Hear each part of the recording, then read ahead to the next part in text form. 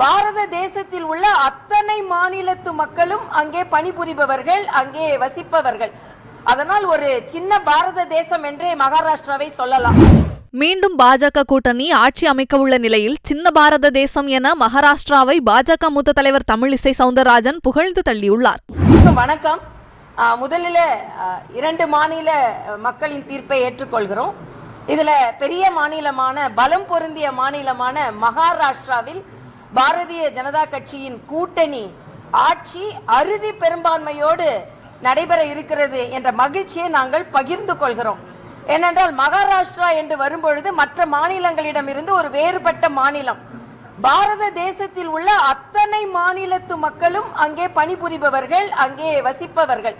அதனால் ஒரு சின்ன பாரத தேசம் என்றே மகாராஷ்டிராவை சொல்லலாம். ஆக மகாராஷ்டிராவில் பாரதிய ஜனதா கட்சி கூட்டணிக்கு கிடைத்திருக்கின்ற வெற்றி பாரத தேசம் முழுவதும் உள்ள கருத்து என்று எடுத்துக்கொள்ளலாம்.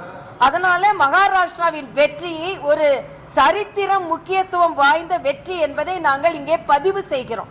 அது மட்டுமல்ல, மரியாதைக்குரிய பாரத பிரதமரின் திட்டங்களும் மாநில அரசின் திட்டங்களும் டபுள் என்ஜின் கவர்மெண்ட் இருந்தா மக்களுக்கு எப்படி பலன் தரும் என்பதை மகாராஷ்டிரா நிரூபித்து மறுபடியும் வெற்றியை பெற்றிருக்கிறோம்.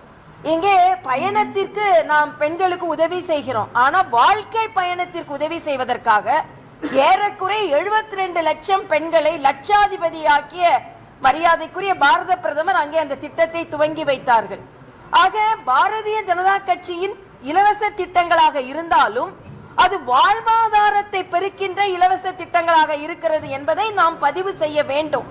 அது மட்டுமல்ல, ராகுல் காந்தியின் பிரச்சாரம் இந்தி கூட்டணி முற்றிலுமாக தோல்வி அடைந்திருக்கிறது.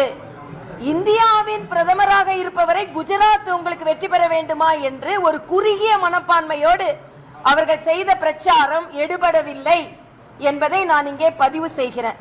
அதனால மகாராஷ்டிரா வெற்றி ஒட்டுமொத்த பாரத தேசமும் பாரதிய ஜனதா கட்சி கூட்டணிக்கு ஆதரவு தருகிறது என்பதின் குறியீடாக நான் பார்க்கிறேன்.